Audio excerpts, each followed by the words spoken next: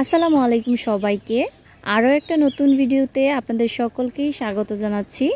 আজকে আমি ব্রিগেড মাছ দিয়ে খুবই মজার একটা পাতুরির রেসিপি আপনাদের সাথে শেয়ার করব। আর এই পাতুরিটা তৈরি করতে খুব বেশি একটা ঝামেলা হয় না, আর খুব সহজেই এটাকে তৈরি করে ফেলা যায়। চলুন তাহলে এবার চলে যাচ্ছি মূল ভিডিওতে। প্রথমে আমি এখানে একটা বড় সাইজের ব্রিগেড মাছের চাক নিয়ে নিয়েছি। আপনারা চাইলে এখানে এই মাছটার পরিবর্তে অন্য যে কোনো পছন্দের মাছ নিতে পারেন। আর এখন এর মধ্যে আমি স্বাদমতো অল্প একটু লবণ আর দিয়ে দিচ্ছি অল্প একটু হলুদ গুঁড়া। আর এখন এর মধ্যে সামান্য একটু লেবুর রস দিয়ে এটাকে ভালো করে একটু মেখে নিচ্ছি। আর ভালো করে মাখানো হয়ে গেলে এটাকে আমি একপাশে রেখে দিচ্ছি।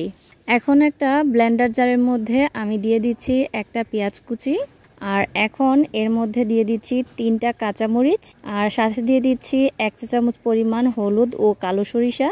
এখন এর মধ্যে আমি 4 কোয়া রসুন দিয়ে দিলাম। এবার এর মধ্যে স্বাদমতো লবণ দিয়ে দিচ্ছি 1/4 চা চামচ পরিমাণ হলুদ গুঁড়া, আর দিয়ে দিচ্ছি 1/4 চা চামচ পরিমাণ লাল মরিচের গুঁড়া।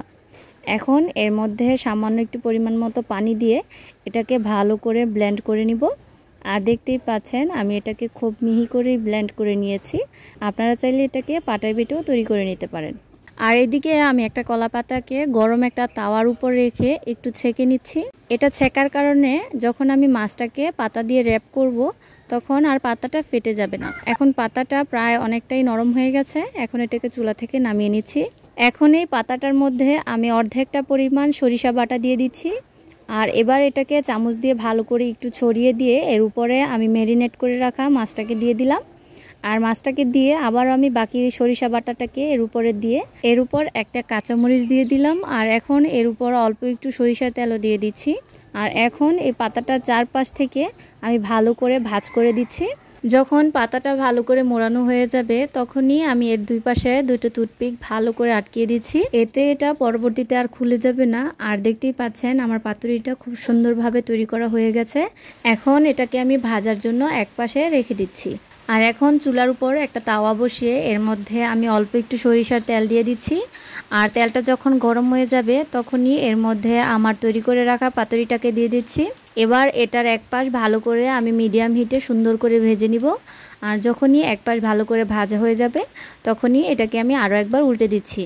আর দেখতেই পাচ্ছেন দুপাশ ভালো করে ভাজা হয়ে গেছে। আর এই পুরোটা পাতুরি কিন্তু একেবারে মিডিয়াম হিটে ভাজলে খুবই সুন্দর হয়। আর এখন এটাকে আমি ঠিক এ পর্যায়ে চুলা থেকে নামিয়ে নিচ্ছি।